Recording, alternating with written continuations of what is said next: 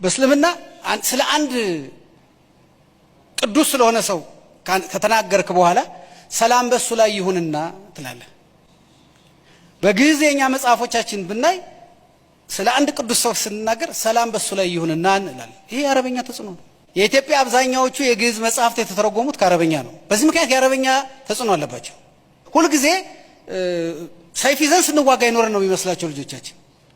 ግን እንደዛ አይደለም። የሙስሊም ጾም የሚቆጠረው በጨረቃ ነው።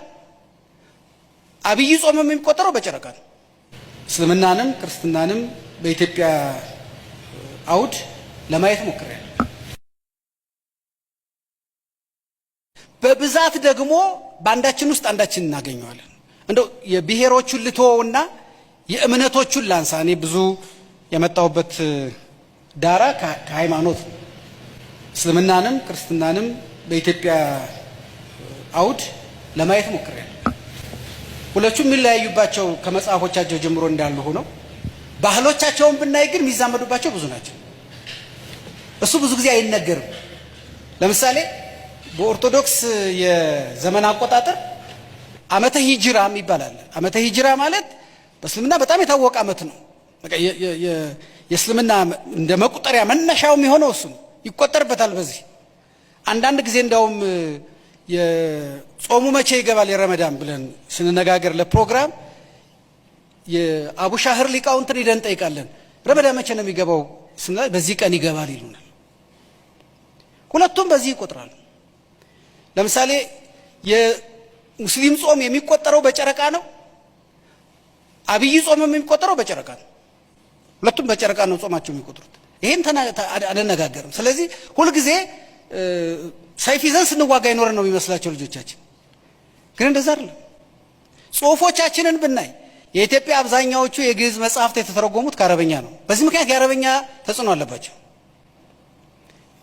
በእስልምና ስለ አንድ ቅዱስ ስለሆነ ሰው ከተናገርክ በኋላ ሰላም በሱ ላይ ይሁንና ትላለህ። በግዕዝ የኛ መጽሐፎቻችን ብናይ ስለ አንድ ቅዱስ ሰው ስንናገር ሰላም በሱ ላይ ይሁንና እንላለን። ይሄ የአረበኛ ተጽዕኖ ነው። ስለዚህ ውስጣችን እንዲህ አይነቱን ነገር ስለማንናገር ትርክቶ የሚመጣው እሱ ነው።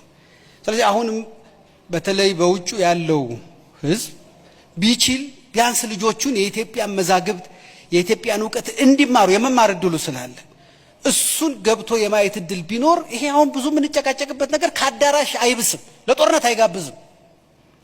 እኔ እንደውም ኢትዮጵያ ውስጥ የጦርነት የመፍጠሪያ አጀንዳ እጥረት አለ።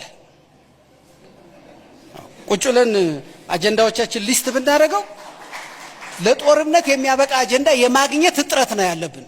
አብዛኞቹ አጀንዳዎቻችን ለውይይት የሚሆኑ ናቸው። ስለዚህ የጦርነት አጀንዳ እጥረት ስላለብን ከውይይቱ እየተዋስን ነው የምንዋጋው እንጂ የለም የሚያዋጉን ጉዳዮች አይደሉም ብዙዎቹ። እና ውጩም ያንን ቢመለከት በተለይ አሁን ደግሞ ያለው ትንሽ ከዚህም ዘሎ ወደ አጫጭሮቹ የፌስቡክ እና የትዊተር ጉዳዮች ውስጥ ስለገባ ትንሽ እነሱ በውጭ ዓለም ያለ ሰው በተቻለ መጠን ከጃንክ ፉድ ለመራቅ ይጥራል። ከሆዱ ከጃንክ መረጃ ለመራቅ ግን ብዙ አይጥር ነው። እና ይሄ በፌስቡክ በምን የምናገኘው እንደ ጃንክ ፉድ ነው። ብዙ አይጠቅምም።